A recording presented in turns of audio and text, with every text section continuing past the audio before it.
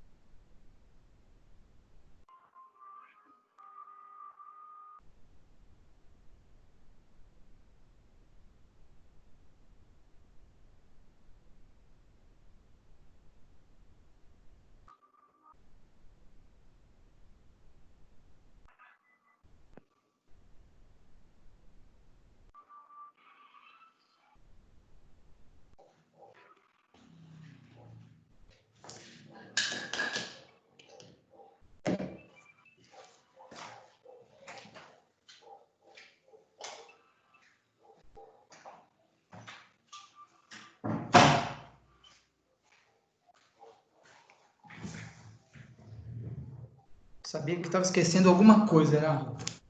Oi? Eu sabia que eu estava esquecendo alguma coisa, era a água que eu estava esquecendo.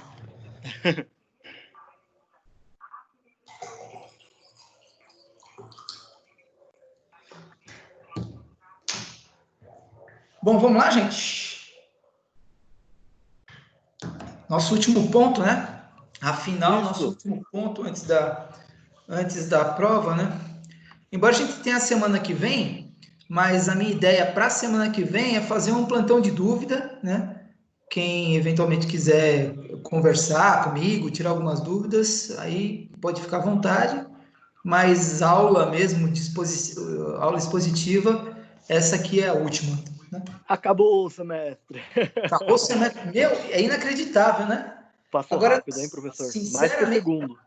passou muito rápido e vou dizer, sinceramente, eu não acreditava que a gente fosse terminar o semestre de quarentena, cara. Não acreditava. Mas o professor Luiz Henrique comentou alguma coisa de segundo semestre ser aula online ou vai ser presencial? Ninguém sabe. Ainda não tem Porque nenhuma definição, porque as faculdades elas estão todas aguardando definições do Estado, né, do governador. porque as aulas presenciais vai ter 3 fases de retorno, né? A primeira Uhum. fase vai ter, digamos, aluno que vai estudar segunda, terça e quarta, e alunos terça e quinta. E Mas ter isso distância de carteira. isso para as escolas, para as instituições estaduais, né?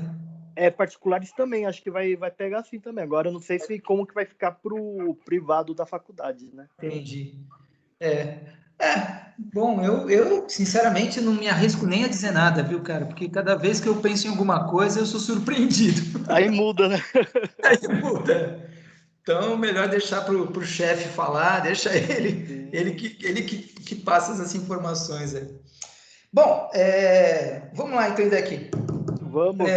O nosso tema hoje é sobre as provas. Eu já até disponibilizei esse material já atualizado para vocês na pré-aula do primeiro encontro, tá? Já está lá disponibilizado. E a gente encerra essa fase dos negócios jurídicos com as provas. Aliás, é interessante porque, assim, existem dois grandes momentos na legislação brasileira que abordam as provas, e eu estou falando prova civil, não estou nem falando prova penal, Sim, prova sim. trabalhista, é só prova penal. É justamente no Código Civil e muito mais no Código de Processo Civil, né? Então, existem até alguns juristas que criticam, que acham que esse assunto sobre provas deveria ser tratado apenas no Código de Processo Civil, porque provas é uma forma de demonstrar fatos perante o Poder Judiciário e tal. Então, eles criticam muito. O que eu sei é que já no Código Civil de 1916 já se abordava provas no Código Civil, e o Código Civil de 2002, mesmo sob críticas, ele continuou falando sobre provas, né? Mas até tem uma motivação que eu vou dizer na próxima tela. Mas assim, o que são provas, né? O que são provas? Como vocês estão iniciando o período de provas, né, vocês mais ou menos já devem intuir o que são provas, né? Mas veja só, a definição das provas processuais ou provas como instituto jurídico não é nada diferente da concepção de provas de faculdade, né? Essas provas. Por quê? Porque tanto uma quanto a outra são formas de demonstrar fatos, né? É claro que as provas judiciais, elas são provas elas são uma forma de demonstração de fatos perante o Poder Judiciário ou perante outras pessoas, conforme a previsão legal, né?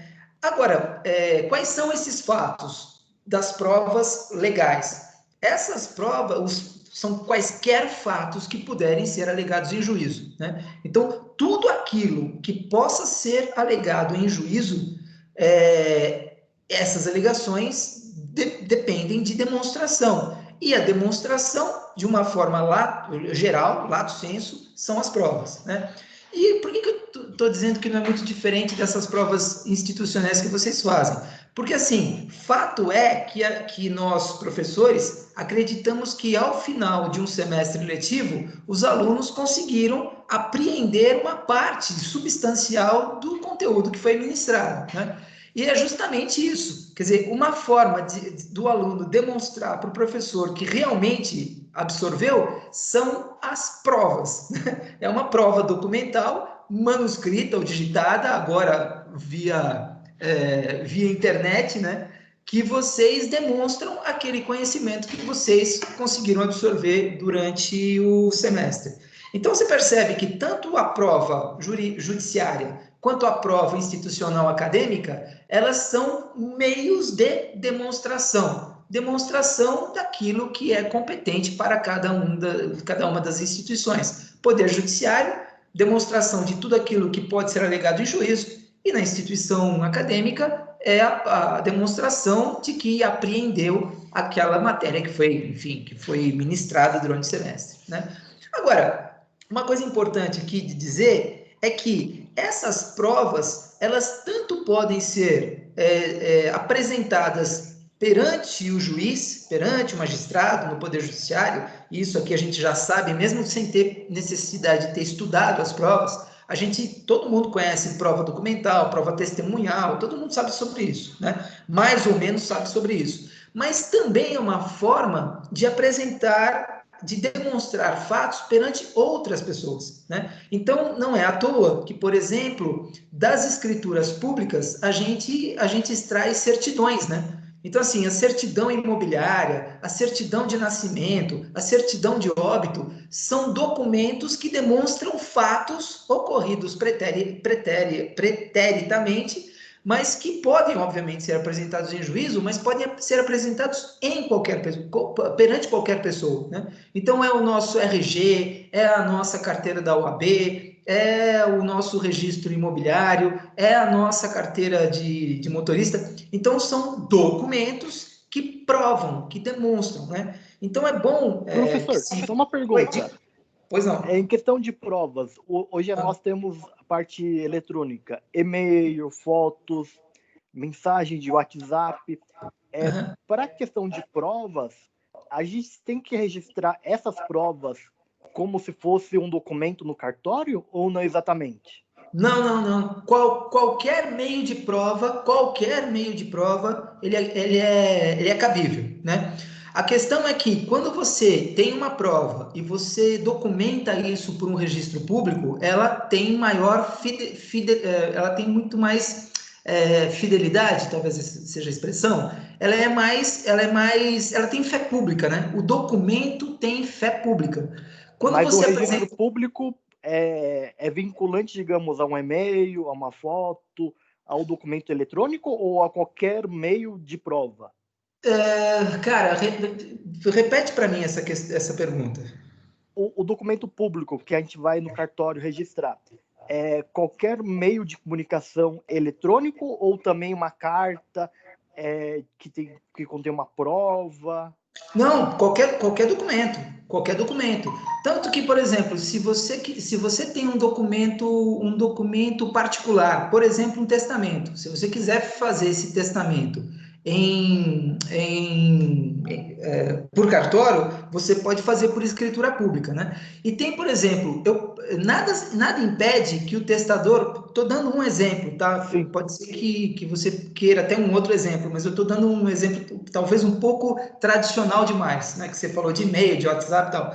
Mas quando eu tenho um testamento, esse testamento é particular, pode ser que a pessoa queira que esse documento tenha uma verossimilhança, uma importância maior do que um documento particular, que já vale, mas pode ser que ele queira que haja uma importância maior.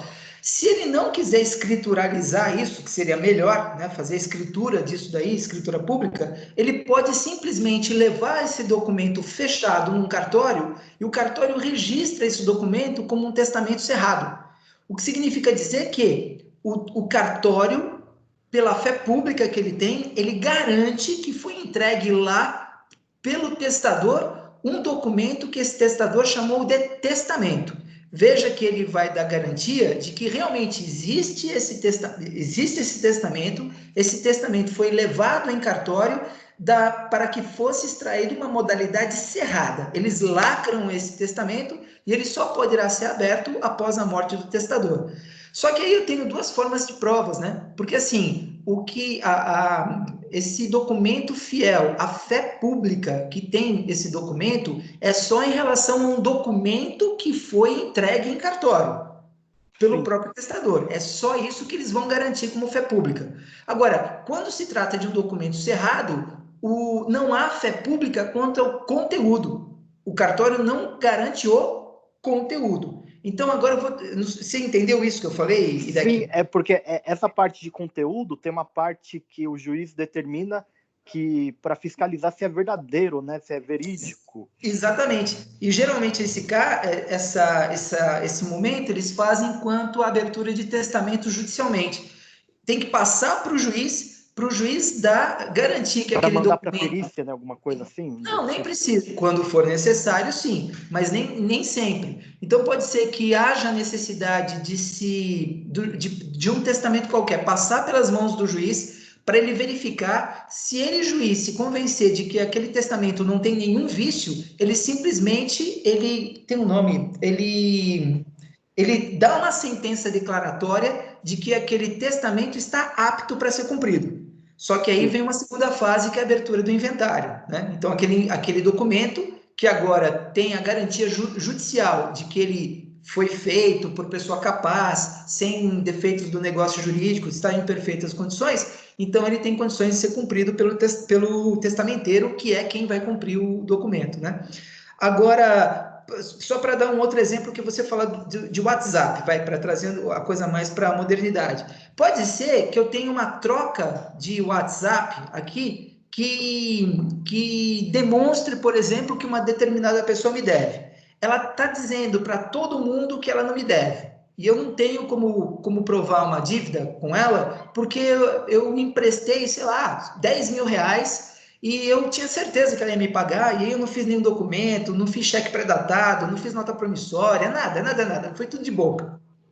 E Perfeito. agora ela diz que não me deve nada, ela diz que foi uma doação que eu fiz, que eu não fiz empréstimo nenhum e tal, agora é minha palavra contra dela, né? Muito bem, só que numa das trocas de WhatsApp, ela diz o seguinte: olha, é claro que você me emprestou, você não seria louco de me doar, de me dar esse dinheiro, mas é o seguinte, eu vou negar até o fim de que você me doou, porque eu não tenho condições de te pagar e acabou.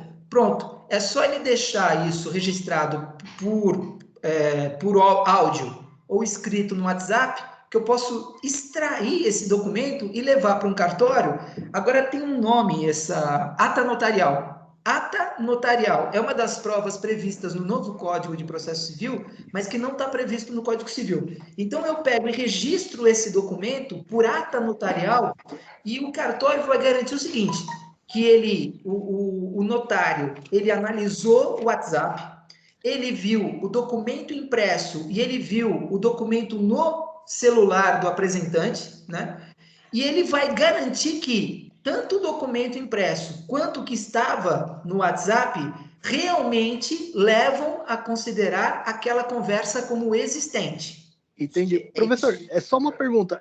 Nessa parte da prova de ata notarial, existe um prazo, porque assim, algumas pessoas comentaram, foi logo no começo da matéria do senhor, que para ter uma ata notarial, para ter validade, a gente só pode cobrar no mês que venceu, digamos assim. Faz de conta que venceu dia 12 de junho, próxima sexta, um exemplo.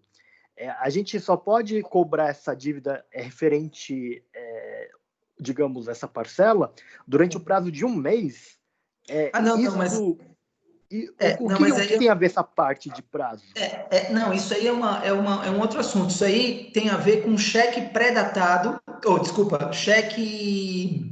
cheque protestado, né? Cheque de dívida protestada e de nota promissória. Não é ata notarial, não. Não, é cheque protestado e nota promissória. Nota promissória ou cheque, ou nota promissória protestada ou cheque protestado. Então, uma vez que há o protesto, existe um prazo, eu não me lembro agora se é de um mês, eu não me lembro. É um prazo prescricional para se apresentar, eu acho que é mais, tá? Para se apresentar esse documento para execução, né? Entendi. Então, mas agora não me lembro exatamente qual que é o prazo para isso. Professor, eu sei que é um prazo e além dessa prova de ata notarial, quais são os outros nomes que pode ter no cartório que a gente pode colocar como prova escritura?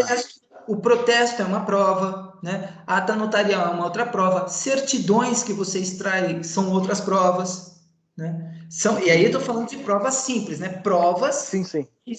Escritas que comprovam o registro feito lá no cartório, né? Então, claro, eu tenho uma escritura nas mãos, ok. Só que, como é uma escritura antiga, eu preciso extrair uma certidão que garante que os termos daquela escritura antiga são os mesmos até hoje, entendeu?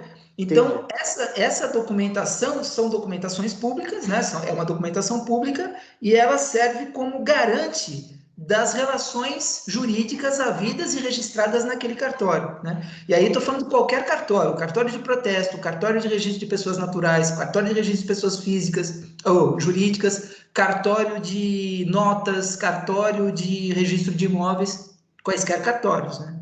E, professor, o prazo de análise, quando assim está tudo em ordem, provas, isso eu digo na questão de negócio jurídico, tanto pessoa física e jurídica.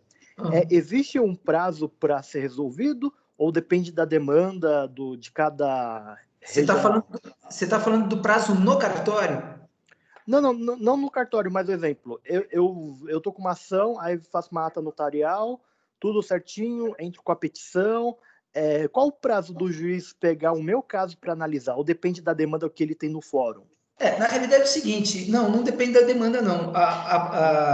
O próprio Código de Processo Civil prevê prazos para os juízes se manifestar, tanto para se manifestar com decisões interlocutórias, quanto para fazer sentença, etc., né?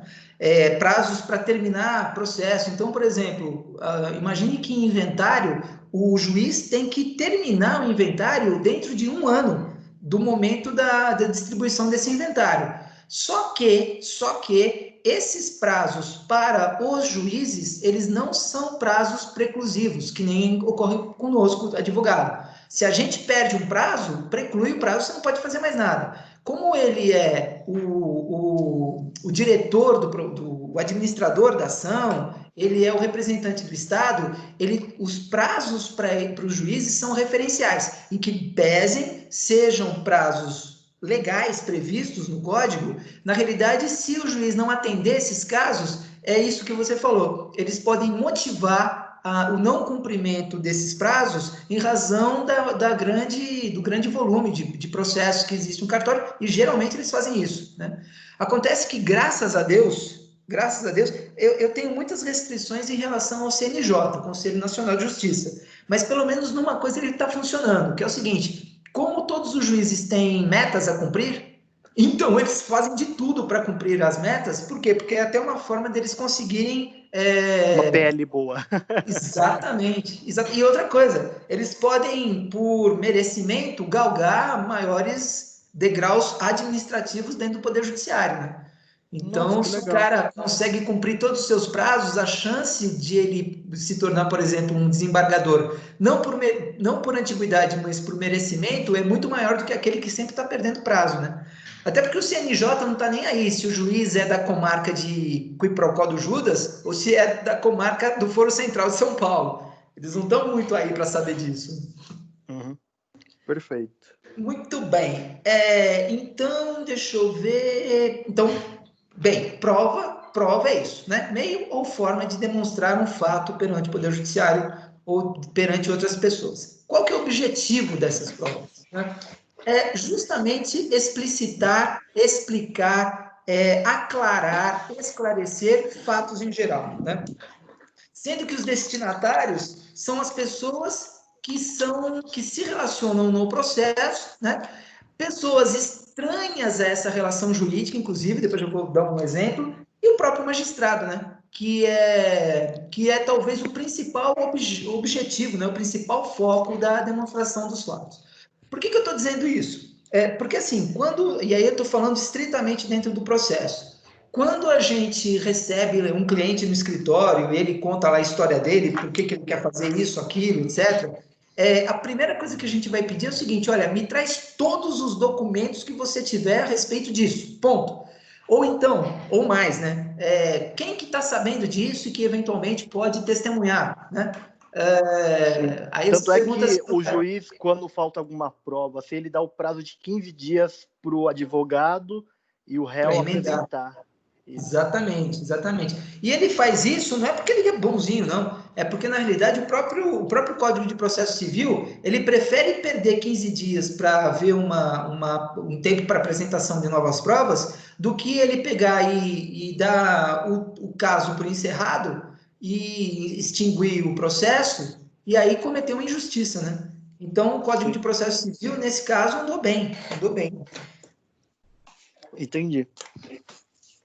Então, olha só, eu estou falando assim, o principal foco, então, é realmente o juiz. Claro que quando eu apresento provas no processo, eu tenho vários destinatários. É o juiz, com certeza, mas também é o Ministério Público quando ele atua, é a parte contrária, com certeza, né? E existem algumas situações que, inclusive, terceiros estranhos à relação processual também são destinatários. Olha que coisa interessante. Quando a gente entra com uma ação de uso capião, qual que é uma das obrigações do autor? É requerer a produção de todas as provas, né, que sejam Comprovar que também necessárias. tá tantos anos no local. Desculpa, não entendi. É comprovar também que tantos anos está no local. Não, justamente. Mas aí como é que eu comprovo isso? Geralmente por meio de testemunhas, geralmente por meio de contas de água, de luz, né? De telefone, se for o caso, etc. Né? Professor, na questão de provas testemunhais, para cada caso pode ser 3 testemunhas, correto?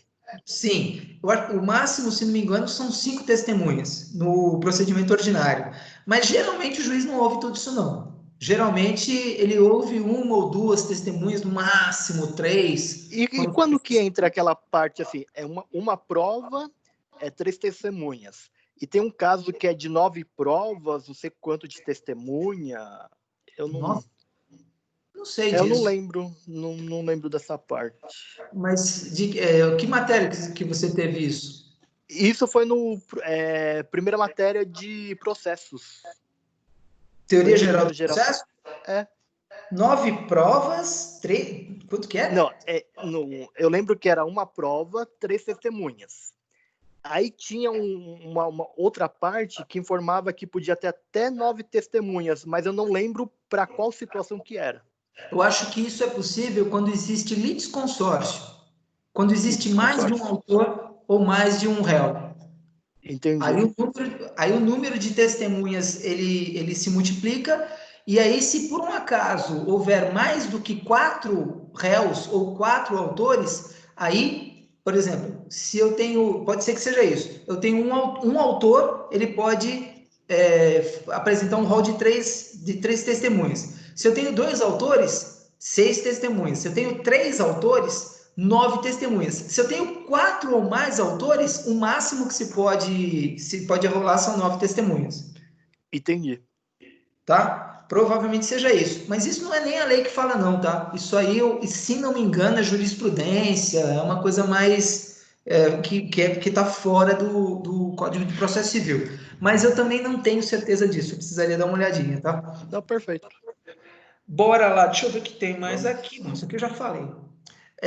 Então, olha só, as provas, elas são normatizadas tanto pelo Código Civil quanto pelo CPC.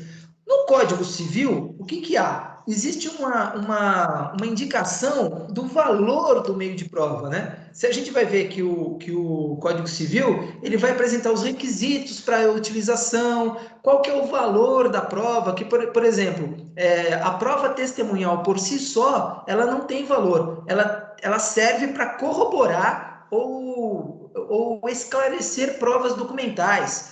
Isso, regra geral, tá? Porque às vezes acontece algumas situações que o único meio de prova é testemunhal, que não tem documento, por exemplo, né? Então o juiz é que vai ter que valorar cada prova que está apresentando, dependendo do tipo de processo que está sendo apresentado para ele, né? Então, o que acontece é que o Código Civil, ele tem um objetivo mais de apresentar a natureza jurídica das provas, qual que é o valor de uma prova em relação à outra, qual que é o valor de uma prova por documentação pública em relação a uma documentação particular. Então, ele faz essa análise. Já o Código de Processo Civil, não. Ele vai focar nas questões técnicas, né? Nas questões procedimentais para a apresentação dessas provas e para demonstração para o magistrado. Então, o Código Civil e o Código de Processo Civil, eles se complementam no quesito apresentação das provas. O Código Civil tem uma natureza mais material mesmo, né? Apresentar questões mais relativas ao valor dessas provas e as características dessas provas, e o Código de Processo Civil, como apresentá-las para o juízo, né? Para o magistrado. Então, é por isso que elas são tratadas em ambos os lugares, tá? E aqui eu trago um rol das provas previstas pelo Código Civil. O Código Civil, meio que copiando o Código Civil de 1916, ele vai trazer como provas confissão, documento, testemunha, presunção e perícia. Então, são 5 tipos de provas que são elencadas aqui pelo Código Civil. Mas aí o Código de Processo Civil amplia isso, né? Existe até uma discussão hoje que é o seguinte: por exemplo, ata notarial é um meio de prova previsto no CPC e que não é previsto no Código Civil. Outra coisa, depoimento pessoal é um meio de prova previsto no CPC e não é previsto no Código Civil. Outro meio de prova como que é? Não é investigação judicial, inspeção judicial. Então, no Código de Processo Civil, eu tenho inspeção judicial como meio de prova. O Código Civil não traz a inspeção judicial como meio de prova, né? A pergunta que se pode fazer é o seguinte: poxa, mas a análise que se pode fazer é a seguinte: todas essas provas que eu falei, exceto a ata notarial, todas essas provas são colhidas necessariamente em juízo. Então, assim, depoimento pessoal é colhido em juízo. Não há depoimento pessoal em cartório. Existe em Professor, juízo. e quando é a prova presencial, tem que ser a pessoa capacitada, maior de 18? Sempre. E quando a gente falar testemunhal, quando a gente falar da prova testemunhal, o próprio Código Civil e também o Código de Processo Civil vai dizer quem não pode ser testemunho. Então, assim, Se a pessoa morrer, tem algumas exatamente. regrinhas, Então, por né? exemplo, a pessoa que é incapaz, ela não pode servir de testemunha. Ela pode até ser ouvida como informante, mas ela não pode ser testemunha. Cônjuge não pode ser testemunha. Inimigo capital de uma das partes ou um amigo pessoal íntimo das partes não pode ser testemunha. Quem mais que não pode ser testemunha? Quem tiver interesse, credor, por exemplo, não pode ser testemunha, porque obviamente que ele tem um interesse direto na ação, né, no processo.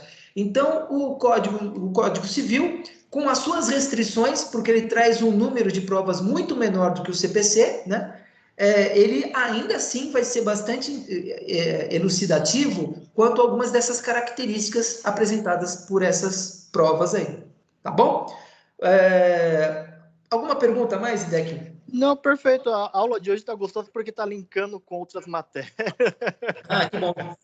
Que bom. Aí a gente recapitula algumas coisas. Não, o legal é isso. Isso que você falou é hiper importante, por quê? Porque quando a gente começa a ver que um professor está falando diferente sobre uma mesma matéria, isso é uma forma de a gente ir preenchendo as lacunas aqui no nosso cérebro, né? Sim. A gente vai preenchendo essas. É que lembra a semana passada que comentei com o senhor, o exemplo assim, contrato tanto trabalhista ou previdenciário, que utiliza-se desde a entrada do protocolo da ação, aí data, você comentou que era data alguma coisa, não lembro o nome. Habeas data. Habeas data. E aí eu comentei com o professor, né? Aí ele puxou o link, aí falou, já que você sabe muito, vamos fazer outra pergunta. Quem que foi esse professor aí? Foi o professor que é o juiz lá da Anguera, o Nilson. Nilson. Já aproveitou, né? Aí já surgiu algumas dúvidas, porque assim, você deu alguns exemplos, né, na última aula. E ele colocou outros exemplos. Só que assim, eu fiquei na balança porque tinha muita informação. Aí eu falei, professor, vamos desenhar? Ó, isso, aí deu certo. Aí tô linkando quem hoje. Então, mas é isso, a gente aprende dessa forma mesmo. É dessa forma que a gente aprende. Até porque fica mais interessante, né? E quando eu tenho dúvida também, agora estou recorrendo a YouTube, procuro um livro, mas eu não fico sem saber da informação. Assim. Fundamental, isso é fundamental mesmo. Então tá bom, vamos analisar cada uma dessas provas aí, então? Vamos lá. Confissão.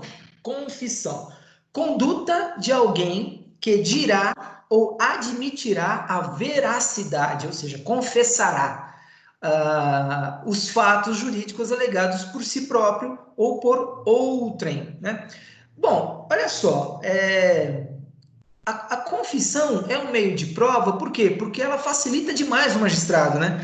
Quando você tem um réu que confessa, uma determinada situação e confessa a situação alegada pelo autor, isso facilita demais a vida do magistrado, porque ele já tem uma prova que praticamente substitui todas as outras, né? Se o próprio réu confessa, muitas ou as outras provas todas não vão precisar ser produzidas. E se foram produzidas, o juiz não vai precisar analisar. Né? Claro que sempre verificando se não houve coação, né? Se não houve erro da parte confitente, se não tem defeitos do negócio jurídico, se essa pessoa ela pode confessar, enfim, vai depender da situação.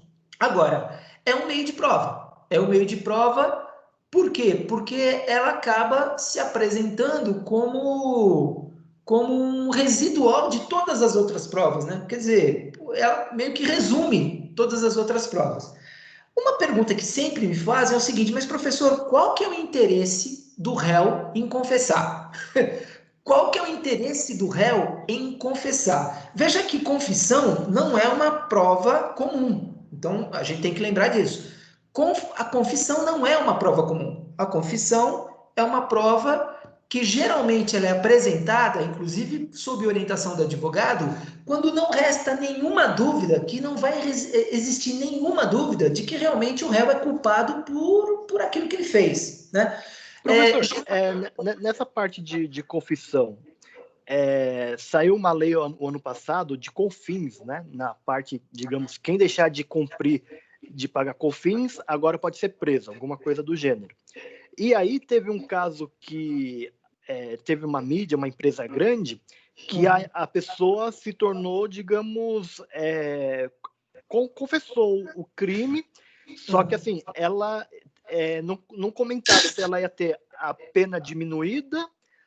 Como que funciona essa parte nos negócios jurídicos, quando é uma pessoa física ou jurídica? Então, mas agora, isso que você está falando é penal, não é?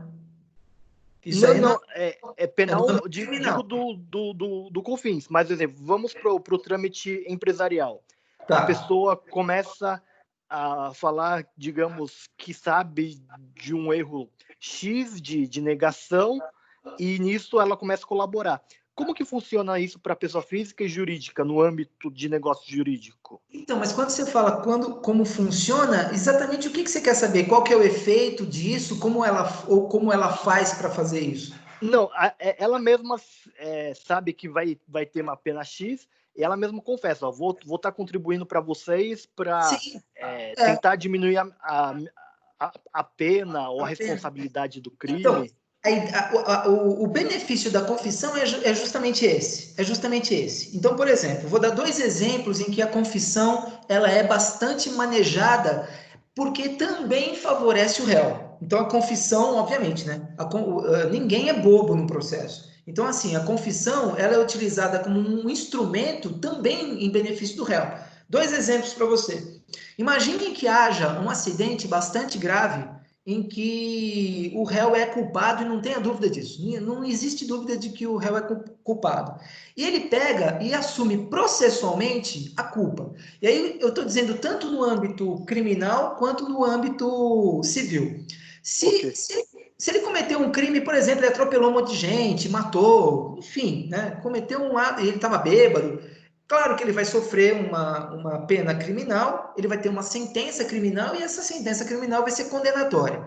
A partir do momento em que se prolata essa sentença condenatória, o que vão fazer as vítimas? As vítimas vão pegar essa sentença, cópia, vai extrair cópias dessa sentença e vão promover agora as ações indenizatórias, né? Então vai se promover essa ação indenizatória.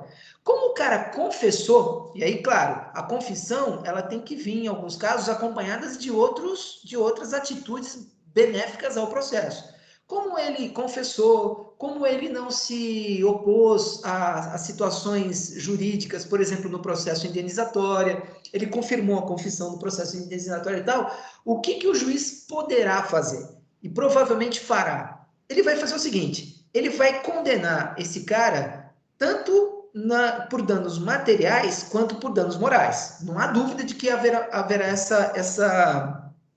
essa penalização. Acontece que a condenação por danos materiais ela estará estritamente ligada aos documentos que foram produzidos provando quais foram os danos materiais, aqueles que a gente falou em aulas passadas, lucros cessantes, danos emergentes. Então isso vai acontecer. Acontece que no dano moral, ele poderá ter como benefício uma diminuição do valor.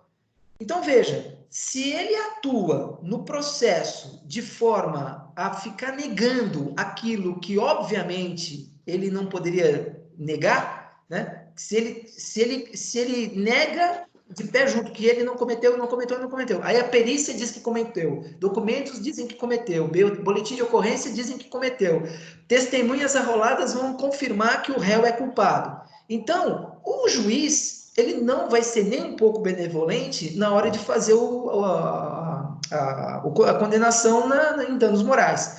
No entanto, se ele confessou e a confissão foi benéfica ao processo e ao trâmite processual, o juiz pode dar uma condenação mais leve em danos morais, porque ele vai levar em consideração a conduta, a boa-fé objetiva na conduta processual do réu. Então, esse é um benefício que ele poderá ter. Uma outra situação que é bastante comum, a confissão, e não é uma confissão porque o cara é a Madre Teresa de Calcutá dos réus. Não, não é isso. É porque para ele é benéfico. É o devedor que confessa. Então, o devedor, ele sofre lá uma ação de cobrança ou uma ação de execução e ele confessa nos seus embargos à execução, em vez de ele embargar a execução, ele apresenta uma confissão. Olha, realmente eu devo, etc. E eu só quero saber agora como eu vou fazer o pagamento. O próprio Código de Processo Civil beneficia aquele devedor que confessa a dívida, né? que é a famosa confissão de dívida judicial. Qual que é o benefício? Ele poderá, se ele pagar 30%, se ele pagar um valor de 30%, ele poderá dividir a sua dívida em até 6 vezes. Claro, né? Que ele vai dividir em 6 vezes, claro que aí vai constar o principal, a atualização monetária, multa, custas processuais, honorários de sucumbência, tudo bem, isso tudo vai existir. Só que se ele não confessasse, ele teria que pagar isso tudo à vista. Como ele confessou, ele vai ter um prazo dilatório maior para fazer esse pagamento, né? Não deixa de ser um benefício para o confitente, né? Entendi. Então é assim que a banda toca, basicamente. Perfeito. Agora, validade dessa confissão.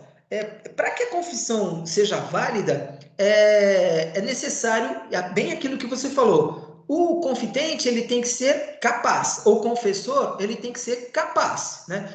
E que capacidade é essa? Aquela capacidade que nós estudamos lá em Direito Civil, né? A capacidade total, aquelas previstas no artigo 2º, 3º e 4º do Código Civil, que é a capacidade geral, né? E ele tem que ser capaz também de dispor o direito a que se refere os fatos confessados. Então, por exemplo, se ele é o próprio devedor daquela nota promissória, daquele cheque que está sendo executado, é claro que ele pode confessar. Sim, ele pode confessar a dívida. Agora, por exemplo, se ele for um representante legal do devedor, ele não poderá confessar.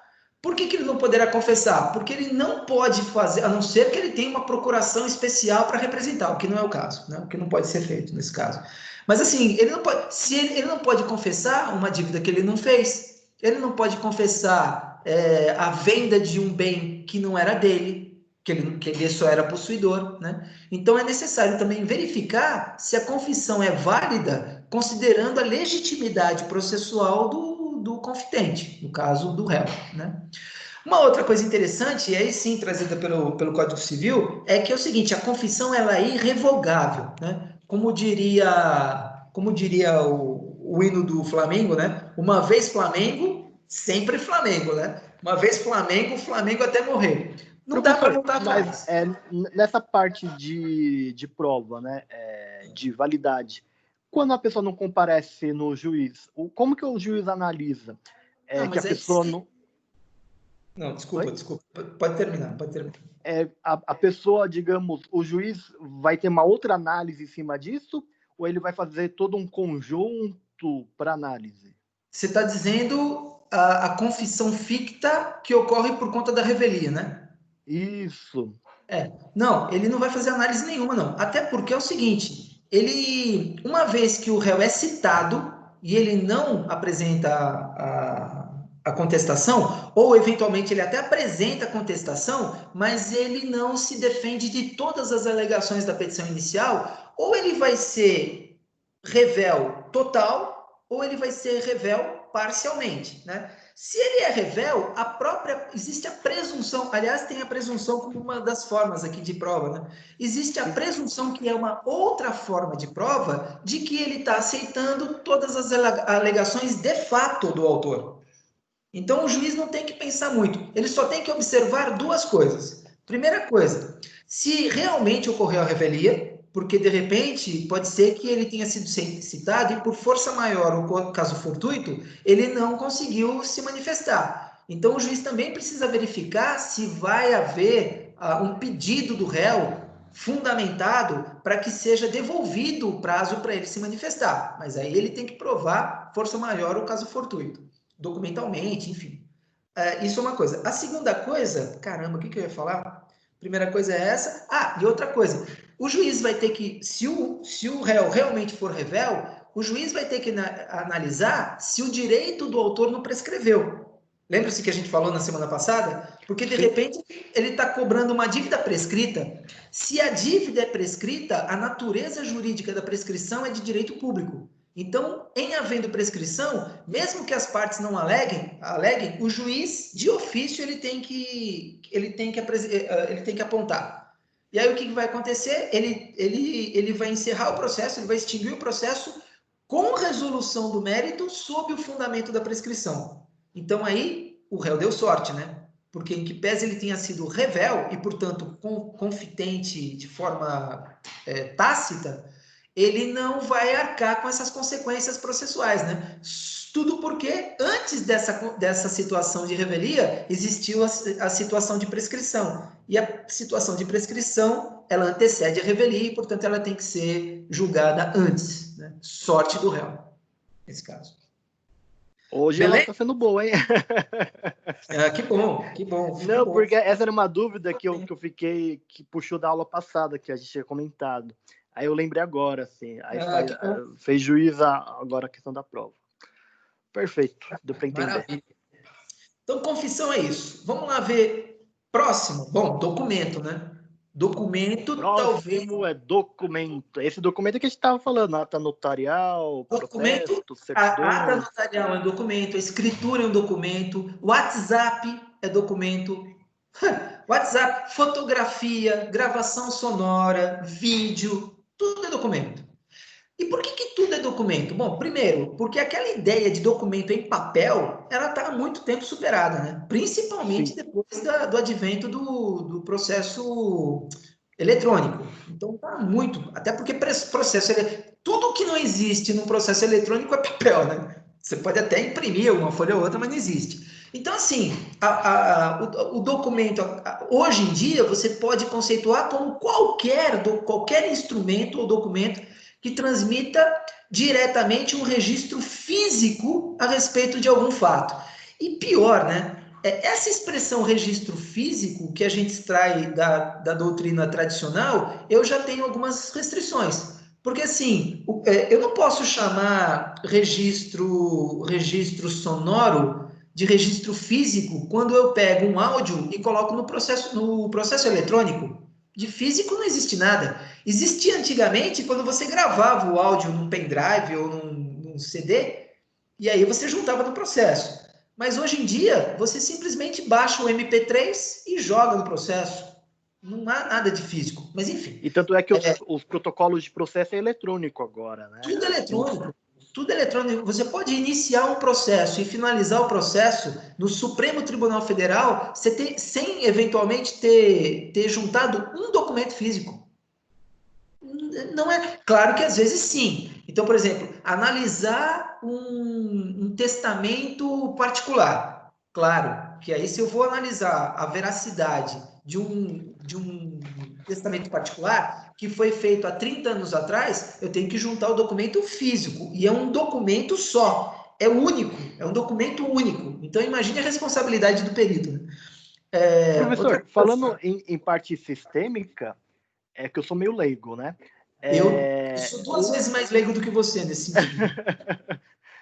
Um exemplo, a gente pode protocolar um processo aqui em São Paulo, outro no Rio de Janeiro, só que existe um limite de até 5 protocolos, correto? Não sei disso. Como assim, limite de 5 protocolos? Como assim? Porque assim, existe o sistema da gente protocolação, exemplo. A gente só pode protocolar, digamos, num período, 5 protocolos de uma ação civil, exemplo. Aí no Rio de Janeiro a gente pode protocolar mais 5 ações. Tem um limite de ações.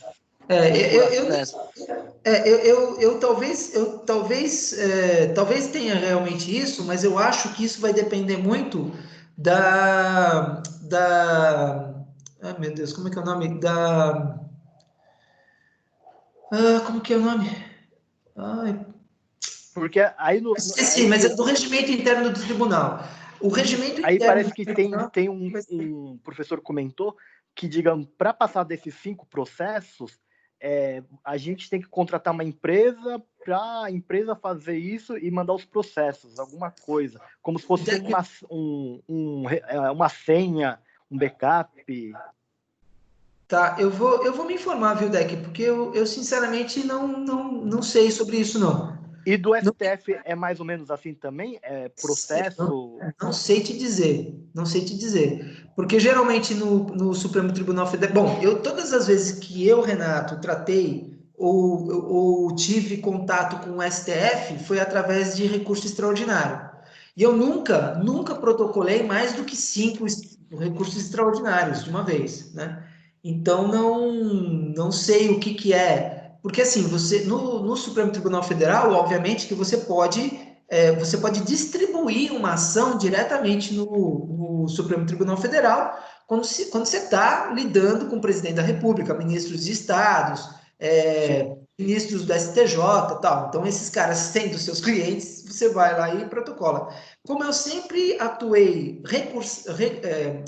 por meios de recursos, então eu não sei como que fica a distribuição nesses tribunais superiores, não. O que eu sei é que se eu tenho 6 ou 7 recursos para protocolar perante o STJ e o STF, que eu me lembre, não tem limite. De recursos, não tem limite. Distribuição, não sei. Aí teria que ver. Tá? Agora, esse limite de ações para distribuição, limite de ações para distribuir. Eu vou me informar, porque eu realmente não sei, tá, Idec? Não, eu também não sei, por isso que eu comentei, porque uma coisa puxou outra, o senhor falou de STF, eu falei, vou perguntar. Pode ser que exista, mas ao meu ver seria absurdo.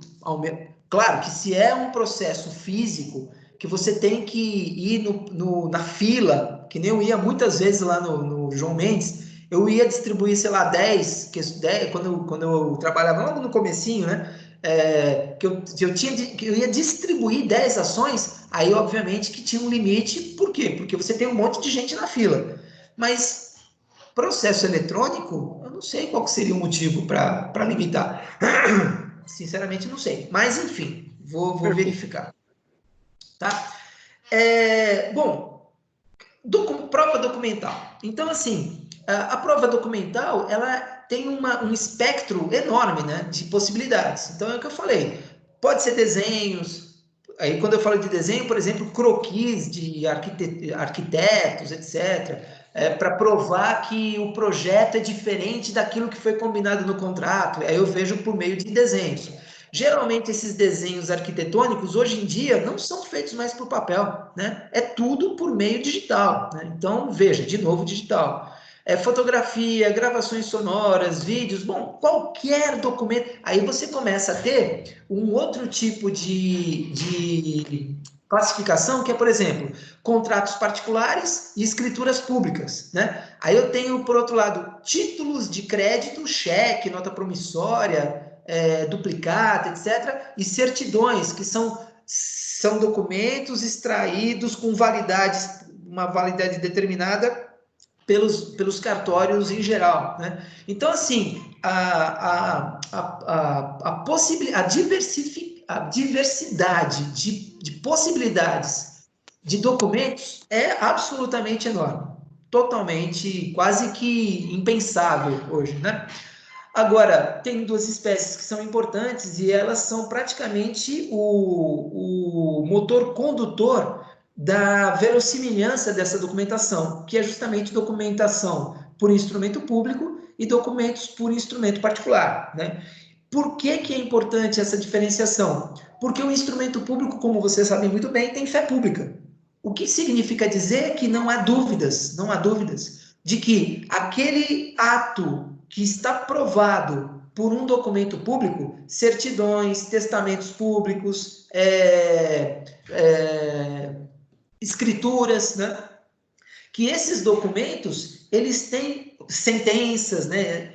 Eles realmente têm uma fé pública, ou seja, não há, a dúvida é quase zero, de que realmente aquele documento é verdadeiro, né? E outra coisa, não só verdadeiro, mas feito por pessoas capazes, por exemplo. Então, assim, claro que quando você tem uma escritura, um testamento público, a verossimilhança desse testamento público é muito maior do que um testamento particular, né? Por quê? Pô, isso aqui que eu vou mostrar aqui para você, isso aqui pode ser um testamento. Só está faltando a minha assinatura aqui. Se eu tenho assinatura aqui, isso que está aqui pode ser um testamento. Agora, é claro que qualquer pessoa que esteja sendo prejudicada por esse testamento pode promover uma ação de anulação, né? Dizendo que eu era incapaz, dizendo que eu estava sendo coagido, dizendo que eu não sabia o que eu estava fazendo, dizendo que eu, enfim, estava querendo simular uma situação para prejudicar terceiros. Então, assim, as oposições a esse documento particular são muito mais fáceis de serem apresentadas e podem ser em muito maior número do que se for um instrumento público, né? Bom, se eu faço um testamento em cartório e tiro uma certidão dessa escritura e apresento para alguém, só se o cara, ou ele for louco, ou se o cara tiver muita certeza de que ele vai contestar, porque aí ele vai contestar não só o testador, mas ele vai contestar as testemunhas que fizeram parte do testamento, da escritura, e principalmente ele vai contestar a fé pública do tabelião, né? O cara tem que ter muita bala na agulha para fazer isso. Então, por isso que o instrumento público sempre é muito mais... Ele dá muito... Não é que é mais importante. Ah, uma coisa importante. O documento por instrumento público ou documento por instrumento particular, eles têm exatamente o mesmo valor. Exatamente o mesmo valor. Exceto quando a lei exigir instrumento público. Então, existem algumas situações que o instrumento público é totalmente necessário. Então, por exemplo, venda e compra de um bem imóvel tem que ser por instrumento público, né? A transferência de domínio tem que ser por instrumento público. Como se fala? A adoção tem que ser por instrumento público e tem que ser por instrumento público judicial, né? Todos os outros são reconhecidos, mas a adoção propriamente dita só se dá por ação de adoção. E o resultado disso é através de uma sentença constitutiva, que é um instrumento público judicial, né? Um outro exemplo, casamento. Quando você for casar, IDEC, se você quiser de casar... novo. Quando você quiser... se você quiser casar por procuração, você pode casar por procuração. Você não tem que estar lá junto com a sua noiva na presença do juiz de casamento. Agora, se você quiser casar sem estar presente, você tem que passar uma procuração para alguém e essa procuração tem que ser por escritura pública, tem que ser por instrumento público e com poderes especiais para isso, para o casamento. Então, dependendo do negócio jurídico que você está fazendo, as exigências legais são maiores, né? Tá? Entendi. Bom, as reproduções fotográficas, cinematográficas, registros fonográficos em geral, quaisquer outras reproduções mecânicas ou eletrônicas de fatos ou de coisas, fazem prova plena desses fatos, né? E a única exceção a essa regra é se eles forem impugnados pela parte contrária.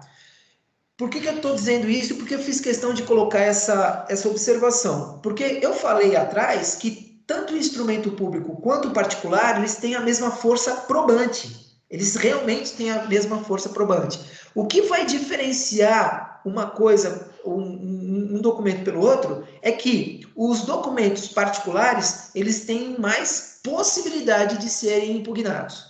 E aí, quando eu falo impugnação, obviamente que eu estou falando em juízo, né? Impugnação judicial pela parte contrária. Embora sejam mais fáceis de serem impugnados, sempre deverá haver motivação dessa impugnação. Porque simplesmente o cara fala assim, não, esse documento não vale porque ele foi feito sob coação. Só alegar isso faz... Professor, mas a impugnação sempre vai ser sobre o judiciário ou tem impugnação em outros setores? Então, a impugnação pode ser feita por ata notarial. Pode ser feita por ata notarial. Só que essa impugnação, ela só vai ter eficácia mesmo no processo. Só no processo. Porque aí, no processo que o juiz vai analisar, e é se a discussão que foi feita sobre a validade ou não de um determinado documento qualquer, se não for possível ser resolvido intramuros, né, dentro do contrato, de forma convencional, pactual, provavelmente isso vai parar no fórum. E aí, essa ata notarial vai servir como uma espécie de maior credibilidade por parte da impugnação do réu.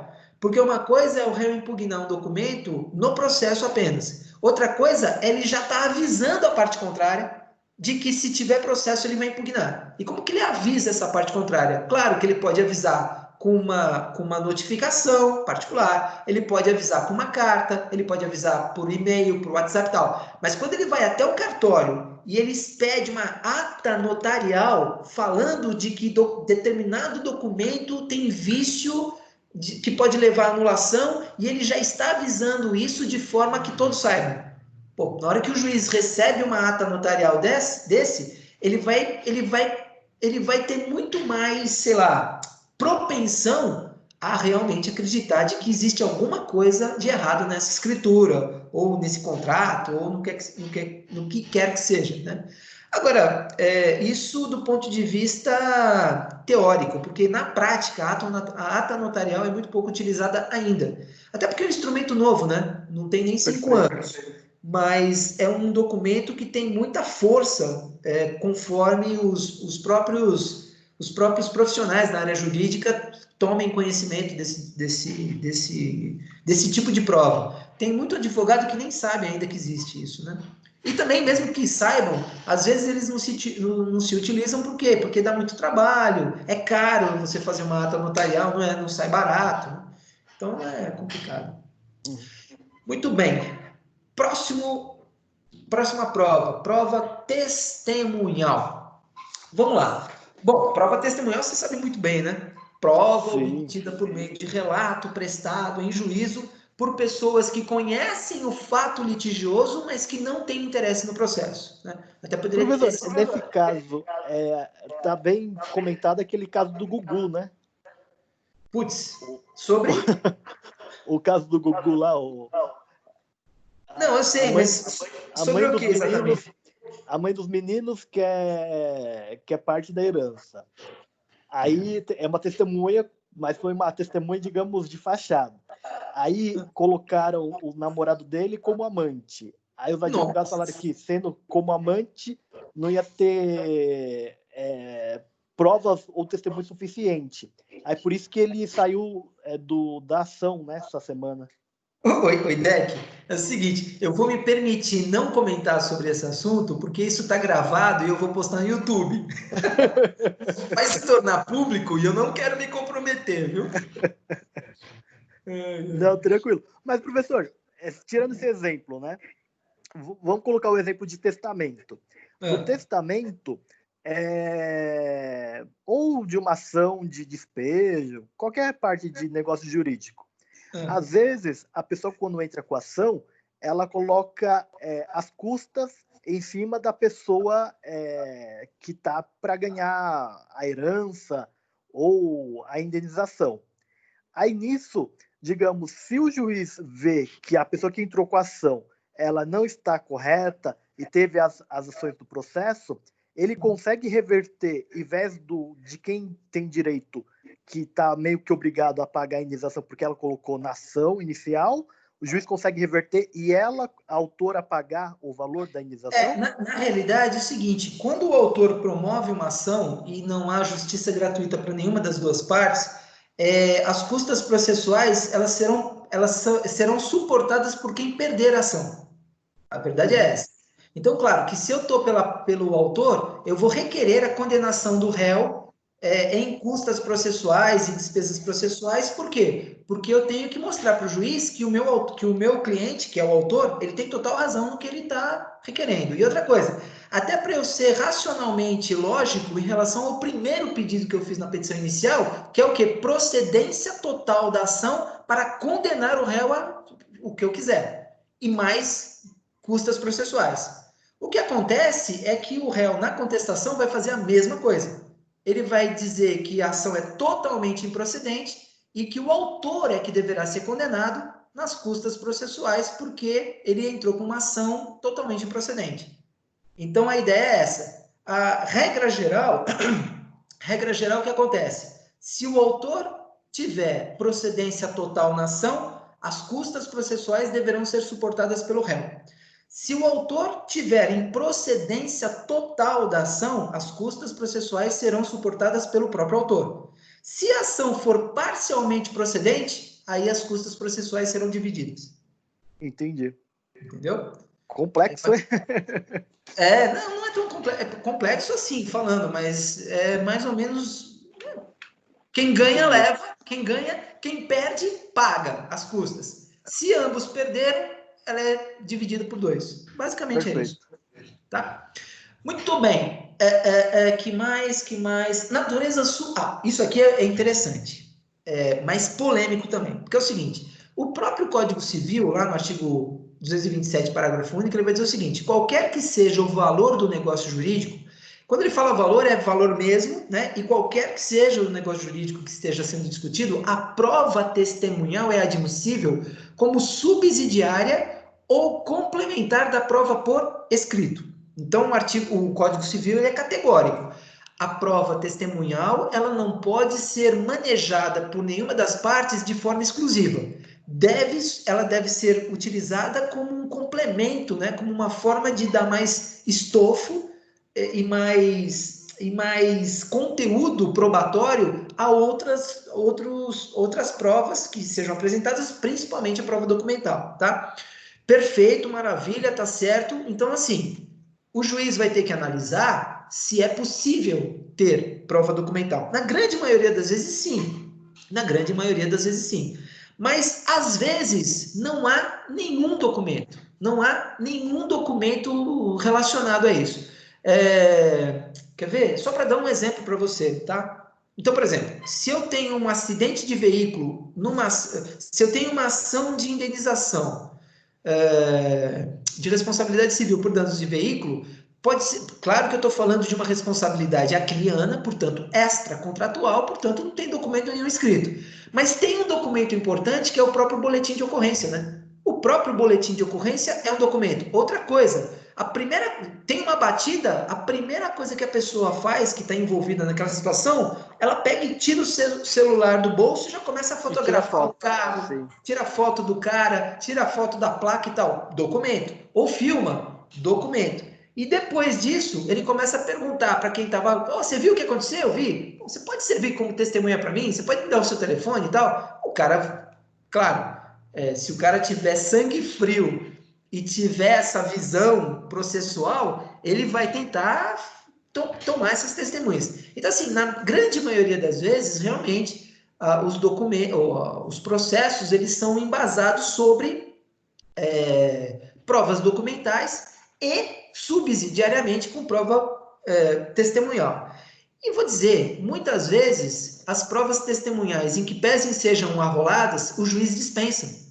E aí ele vai motivar a dispensa das testemunhas para dizer o seguinte, olha, com os documentos que foram arrolados, para mim já está bom. Eu já consigo decidir bastando os documentos apresentados e o depoimento das partes, por exemplo, né? Ou pericial, por exemplo. Então, não é necessário ouvir testemunhas. Por quê? Porque a perícia mais os documentos acostados no processo já são suficientes, né? Claro que as partes poderão reclamar, poderão entrar com entrar com recurso de agravo de instrumento, elas podem fazer isso. Mas é a convicção do juiz. Agora, raras vezes, mas em algumas situações, não tem documento, não tem um outro tipo de prova que não sejam o quê? As próprias testemunhas. E aí, olha que coisa interessante. Olha que coisa interessante que aconteceu comigo. Eu acho que eu já contei essa história para você lá quando a gente tinha aula de manhã. Mas vale a pena voltar porque é um processo muito diferente de tudo, assim, então vale a pena. Eu devo ter contado para você. Não, né, professor? O que é? Não é do Gugu, não, né? Pô, se fosse, hein? Se fosse, eu nem precisava ser mais professor, cara. Pô. Só se eu fosse advogado da mulher dele, né? Aí não ia ser. Bom, agora, então, aí eu advoguei para uma senhora, que ela veio no meu escritório e falou assim, doutor, eu tô ferrada. Não falou com essas palavras, né? Olha, eu tô numa situação terrível, porque assim, tenho uma casinha lá em Ubatuba e eu tenho uma casinha lá e tal, tem a casa da frente e a casa dos fundos. Aí eu peguei, sempre vou para lá e tal, e aí eu contratei um caseiro para morar na casa dos fundos, né? E para ele tomar conta lá e tal, eu pagava um dinheiro para ele mensal e tal. Nada documentado, tudo verbal. Contrato todo verbal. Prestação de serviços verbal, tudo verbal. Aí, beleza. Aí o cara ficou trabalhando lá uns 3, 4 anos, 5 anos, não me lembro mais. Aí o que ela fez? Ela pegou, o filho dela chamou ela para passar uns tempos lá nos Estados Unidos com ele. E ela foi. E aí não sei como que ela conseguiu ficar uns 3 anos lá, ficou bastante tempo, enfim. Quando ela. Ah, e aí quando ela foi, ela falou pro caseiro: Ó, caseiro, seguinte, como eu vou ficar esse tempo todo fora, faz o seguinte, vem, pode morar aqui pode ficar aqui na casa da frente, porque a casa de trás é muito pequenininha, pode morar aqui na casa da frente e tal, que não tem problema, pode ficar aqui e tal. E ela foi embora, beleza. Quando ela voltou, 2, 3 anos depois, ela voltou muito tempo antes, mas depois de 3 anos é que ela foi visitar de novo a casa. Ela pegou, bateu lá na porta e atendeu uma mulher. E aí ela falou assim: olha, eu sou eu sou a dona da casa, eu tô querendo entrar, já estava com as malas, tudo pronto para entrar. Aí a mulher não deixou ela entrar. E não só não deixou ela entrar, como tinha trocado as fechaduras do portão. Então a dona da casa não tinha mais as fechaduras do portão. Aí ela falou, ficou pé da vida, porque como assim, não pode e tal. Bom, resumo da ópera. O cara falou o seguinte: não, senhora, desculpa, a senhora me doou essa casa. A senhora me fez uma doação dessa casa, não fez empréstimo nenhum e tal. Não, pelo amor de Deus, eu falei para você morar aqui na frente, mas não é para você morar definitivamente, é até quando eu voltasse. Eu sei que isso foi para o juiz, eu sei que isso foi para a justiça. Aí claro, a minha tarefa foi, em petição inicial, requerer a reintegração de posse da velhinha, né? Pedir a reintegração de posse, e a defesa do cara, que foi feito por um defensor público, era pedir a manutenção da posse do cara e o reconhecimento de contrato de doação, ainda que verbal. E perfeito, né? O contrato seria um contrato de promessa de doação, porque a doação só podia ser por escritura pública. Beleza.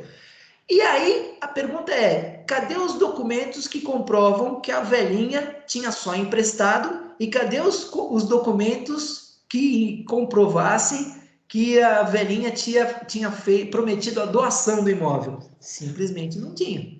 Simplesmente não tinha. X da Não questão, tinha né? mesmo. Pois é. E aí o juiz lá de Ubatuba ficou com esse abacaxi na mão. O que nós fizemos? Eu arrolei 2 testemunhas, não poderia falar isso, mas assim, 2 testemunhas que foram meio que.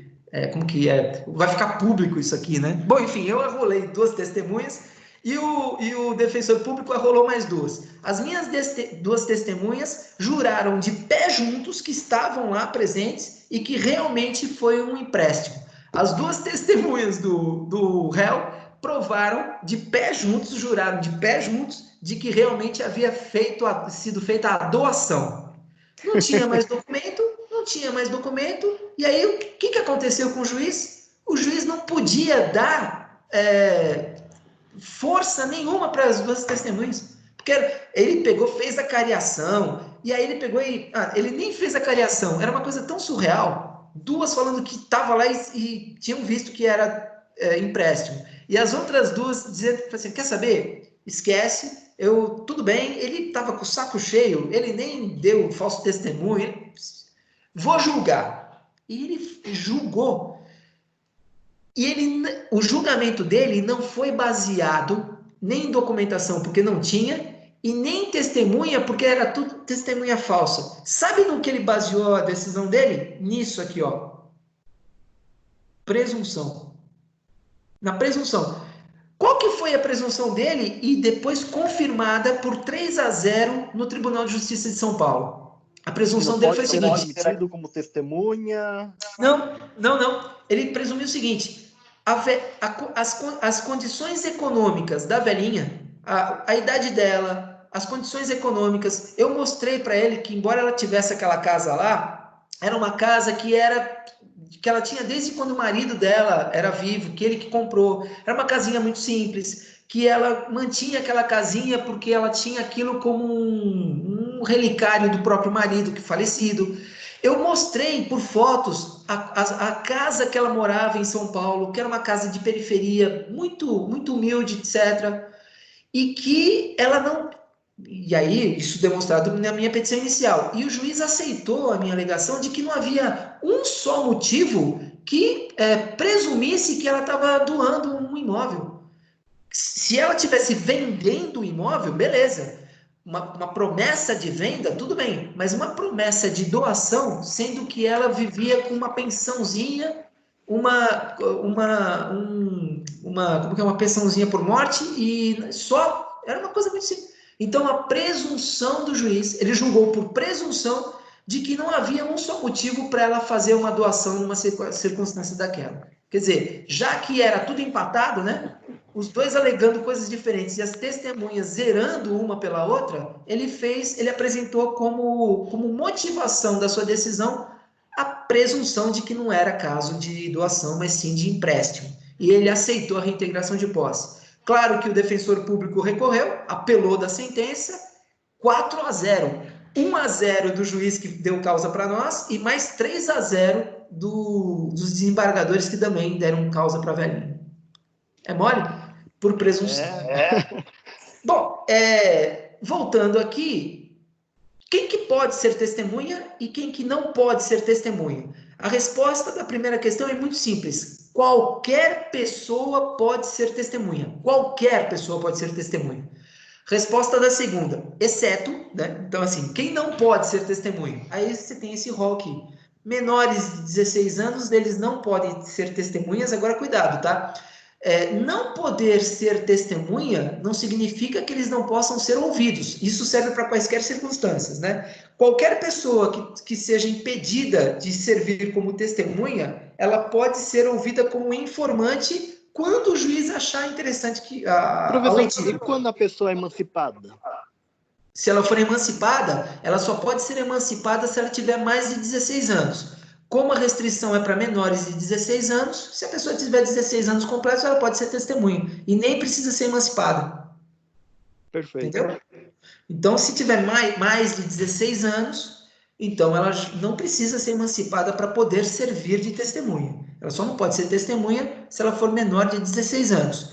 Não adianta a emancipação, porque não existe emancipação para menores de 16 anos. Tá? Uhum.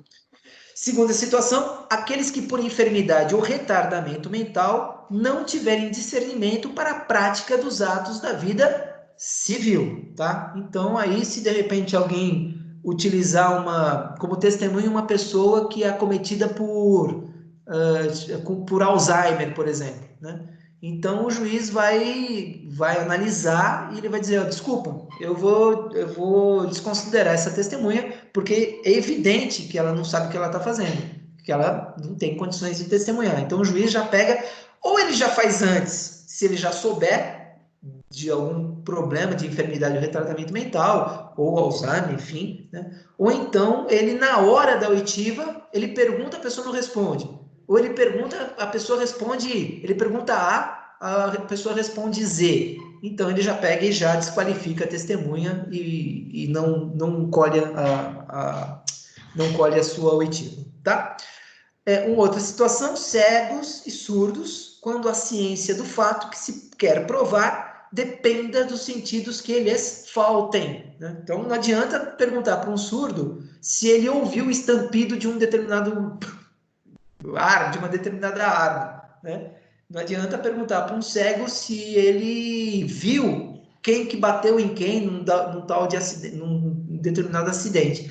Mas o que ele pode perguntar é o seguinte, senhor cego, o senhor ouviu realmente uma pessoa gritando assim, você está atropelando o ciclista propositalmente, seu filho disso, filho daquilo. Opa, aí tudo bem. Porque como ele está perguntando para o cego se ele ouviu, essa testemunha pode ser uma testemunha importante, sim. Tá? Quarta situação, não pode ser admitido como testemunho interessado no litígio o amigo íntimo ou o inimigo capital das partes. Claro, né? Amigo íntimo, ele vai querer ser benéfico para o seu amigo. Inimigo capital, ele vai querer testemunhar para ferrar com o seu inimigo. Às vezes ele não é nem amigo nem inimigo, mas ele é interessado no litígio. Então, veja, se eu sou credor e eu junto uma testemunha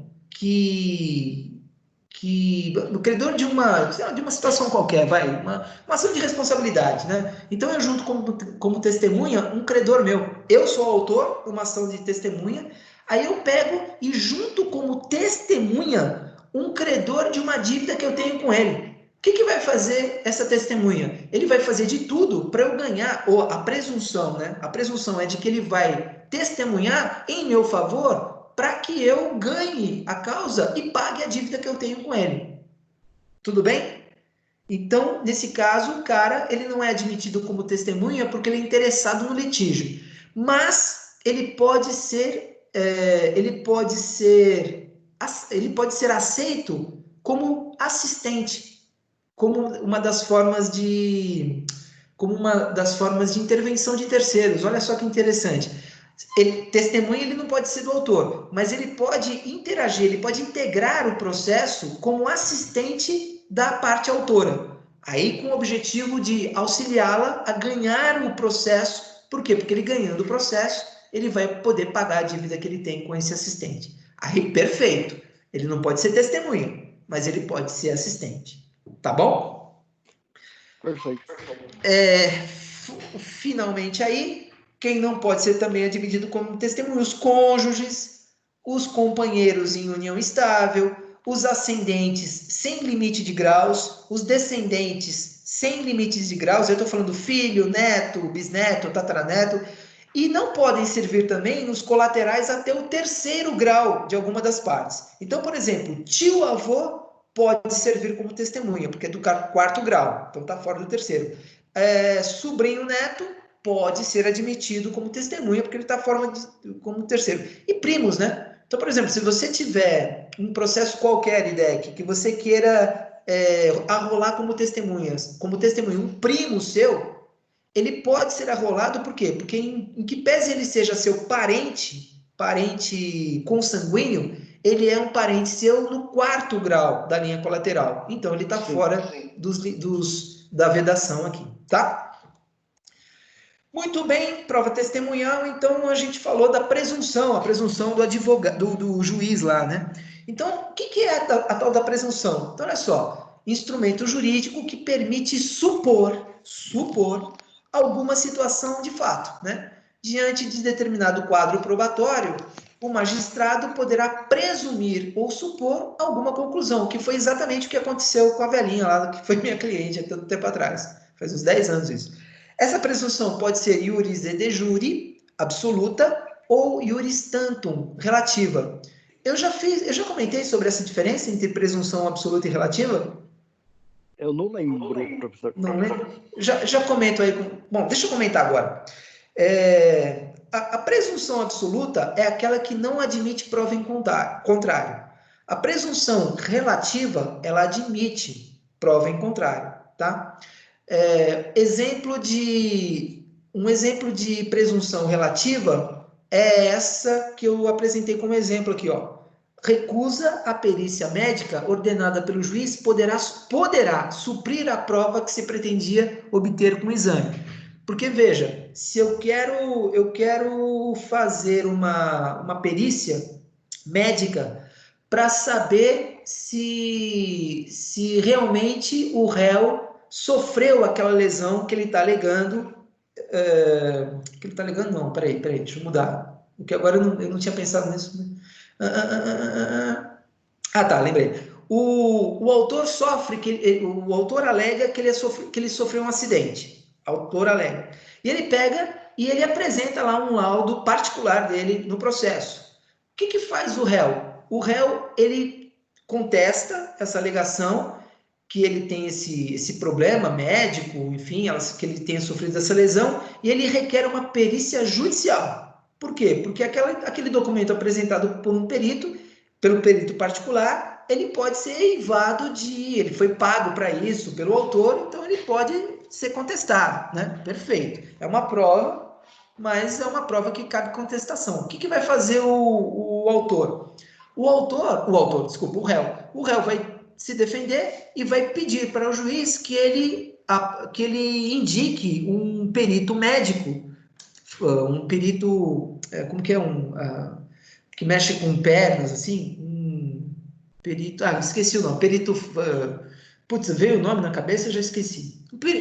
Que ele aponte um perito judicial médico para fazer a perícia.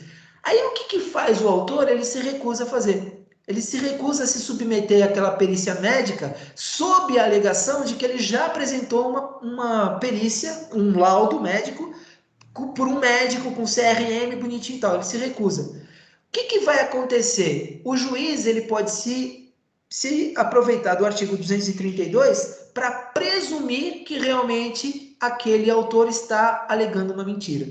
Por quê? Porque a recusa à perícia médica ordenada pelo juiz, e é o juiz que está ordenando que se faça essa perícia médica, pode suprir a prova que se pretendia produzir. Então o juiz vai dizer o seguinte: bom, como o autor se recusou a se submeter à perícia judicial médica por mim ordenada, então eu julgo, em que pese o laudo médico juntado ao processo, eu julgo totalmente improcedente o processo em razão da presunção prevista no artigo 232 do Código Civil. Pronto, o juiz decide, ele dá improcedência da ação. Por quê? Porque ele presumiu que o autor estava alegando uma falsidade, porque ele não quis se submeter à perícia médica. É claro que nesse caso eu estou falando de uma presunção relativa. Por quê? Porque o autor ele poderá recorrer e ele poderá, por outros meios, aí fica difícil um outro meio que não seja a perícia, né? Por outros meios, ele poderá demonstrar que realmente ele sofreu a lesão. Quer ver um outro meio? Ele pode apresentar um outro documento dizendo o seguinte: olha, não só eu sofri a lesão, como dá uma olhada na foto da minha perna. Ele está dizendo que ele teve uma perna amputada, e ele teve uma perna amputada porque ele sofreu essa amputação no trabalho, por exemplo. Aí ele não apresenta, ele apresenta o laudo, ele não quer se submeter à perícia médica, e ele apresenta uma foto com a perna amputada, ele apresenta uma outra foto que ele conseguiu de uma terceira pessoa estranha com a perna dele dentro do torno da fábrica. Presunção relativa, admite prova em contrário, tá? Agora, uma presunção absoluta, a presunção absoluta que não admite prova em contrário é o seguinte: o réu ele não pode ser processado porque ele é absolutamente incapaz, conforme comprova a certidão de nascimento atualizada anexa.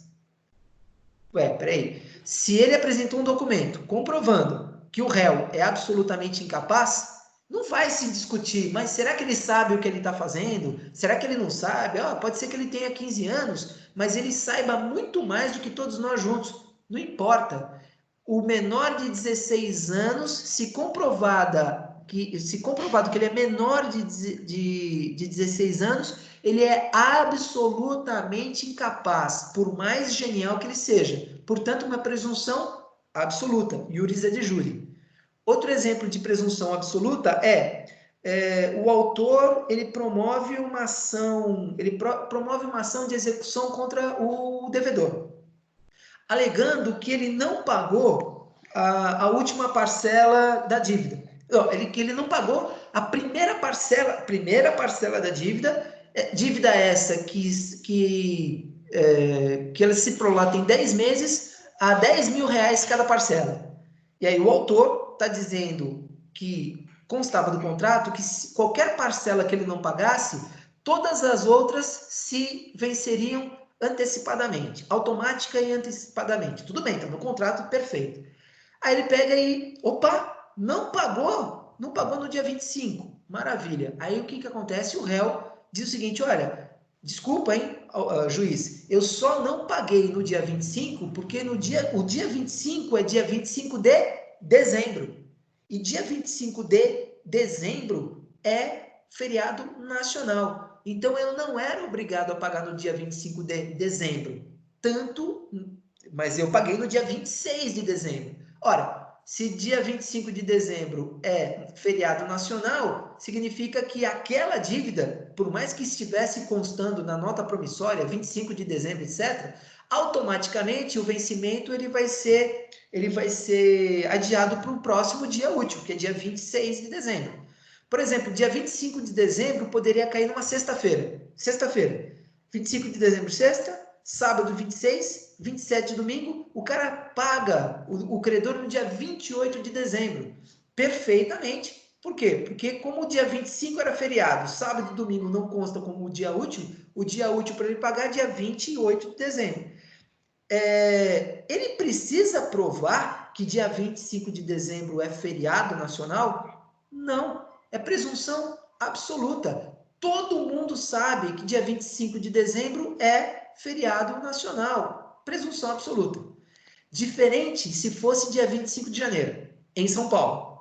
Por quê? Porque se eu promover uma ação em Sorocaba, por exemplo, eu tenho que provar que dia 25 de janeiro é feriado em São Paulo. Por quê? Porque aí a presunção já não é absoluta, porque não é uma presunção nacional, não é um feriado nacional. Como é um feriado setorial, é um feriado só na cidade de São Paulo, eu tenho que, mesmo que o juiz de Sorocaba saiba, eu tenho que juntar uma prova de que dia 25 de janeiro em São Paulo é feriado forense, por exemplo, ou feriado daquela cidade. Então, se a minha dívida ela foi assinada em São Paulo, então fica valendo os dias úteis e os feriados de São Paulo para eu saber quando eu devo pagar ou não. Tá? Essa é a diferença entre presunção absoluta e presunção relativa. Beleza? Mas essa parte de presunção cai bastante na OAB? Não, não cai. Não. Perfeito. Ela é de novo uma prova residual.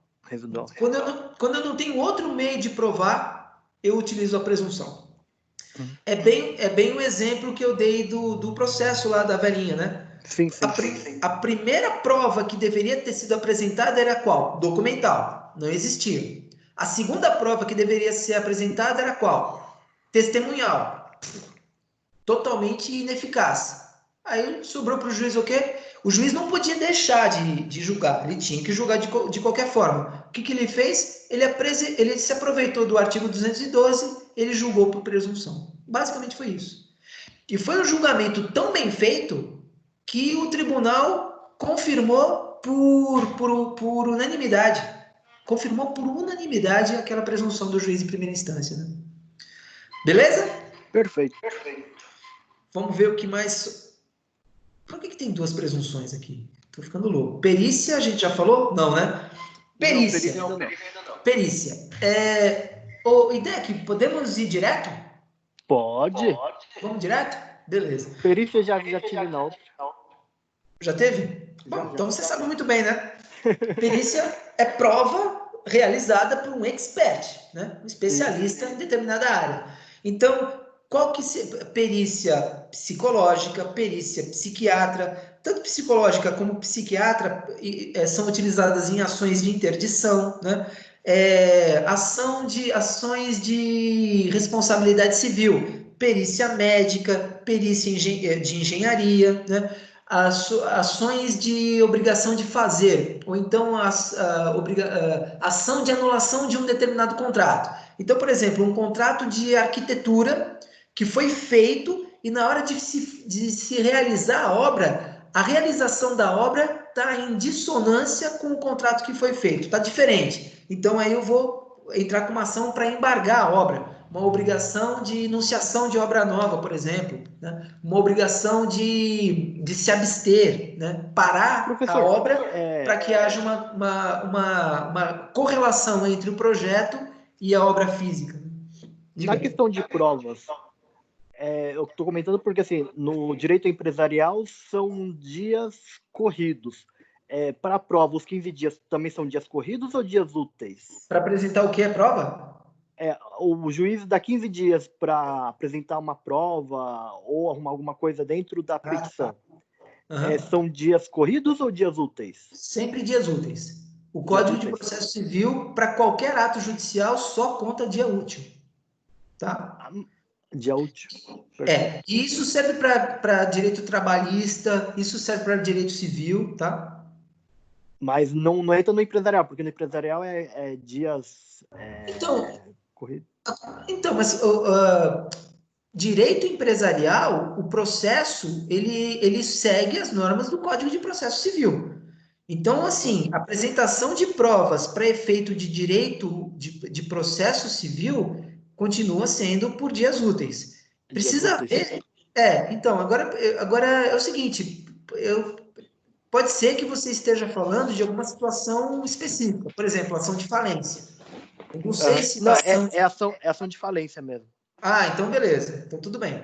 Então, assim, na ação de falência, como ela segue uma normatização da lei de falência, então aí pode ser que seja diferente, até porque a lei é anterior ao Código de Processo Civil, né? Então, sim, aí segue dias corridos mesmo, tá? Entendi, tá bom. Bora lá, vamos lá, perícia, então é isso. Presunção a gente já falou, então acabou. Não sei por que eu repeti presunção aqui. Perfeito. Tem coisa a mais aqui. Beleza, então, e daqui? Sim. Professor, só uma dúvida. Agora, digamos, na parte de um exemplo. A pessoa que ajuiza uma ação, né, via internet, a mesma forma que ela faz ação física, ela consegue tudo via internet, anexar processo, anexar documento? Exatamente igual. A única diferença é que não é físico. Exatamente. Você vai lá, Mas aí, por exemplo, quando a diferença é essa, quando você distribui uma ação fisicamente, qualquer estagiário pode ir lá e protocolar. Qualquer estagiário. Quando você faz eletronicamente, tem que ter o próprio advogado. A assinatura digital tem que estar espetada no computador. Tem que estar espetada. E exemplo, depois que eu tirar a OAB, tudo, essa assinatura digital é como se eu fosse ter uma assinatura eletrônica. Exatamente. No sistema. É um token, é um pendrive. É um pendrivezinho marronzinho e preto que você tem que ir na OAB, né? Você paga e tal, e eles te dão. Aí a sua assinatura eletrônica, na realidade, é uma senha. É uma senha que você tem e você digita no tribunal e aí você fica logado no tribunal. Aí a petição. Aí, claro, aí você tem que. Cada tribunal tem um jeito diferente. Então, por exemplo, quem está acostumado a distribuir ações no Tribunal de Justiça de São Paulo vai ter alguma dificuldade para promover uma ação no Rio de Janeiro, ou vai ter alguma dificuldade para promover uma ação no Tribunal Regional Federal, porque os sistemas são diferentes, né? Não é tudo padronizado, não. Aí teria que abaixar o sistema, configurar, tudo direitinho. Agora, mas é intuitivo. É intuitivo. Mesmo que você nunca tenha estado naquele sistema, por exemplo, do Tribunal de Justiça do Paraná, por exemplo. Você nunca teve. Mas, embora seja diferente o formato, ele basicamente segue o mesmo caminho. Né? Basicamente, a forma de anexar é basicamente a mesma e tal, né? Sempre em PDF. Entendi. Perfeito. Obrigado pela explicação. Imagina, eu que agradeço. Então, Idec, semana que vem eu não vou dar aula, porque a gente já acabou. Também não vou fazer revisão, porque todas as aulas estão gravadas, né? Tranquilo. Não tem necessidade de revisão, mas eu vou praticamente eu assisti quase 4 aulas sozinho com você, né? Pois é, 4, 5 aulas. Aula particular. B2 inteiro em peso. Então, mas assim, como você vai estudar e você realmente estuda, pode entrar na sala virtual sexta-feira que vem para esclarecer qualquer dúvida que você tenha, tá? Eu vou estar ao vivo. Perfeito. Tá Beleza? bom, combinado. Tá bom, Maravilha, professor. então. Abraço, bom final de semana, abraço para a esposa. Para você também, obrigado. Tchau, tchau, até mais.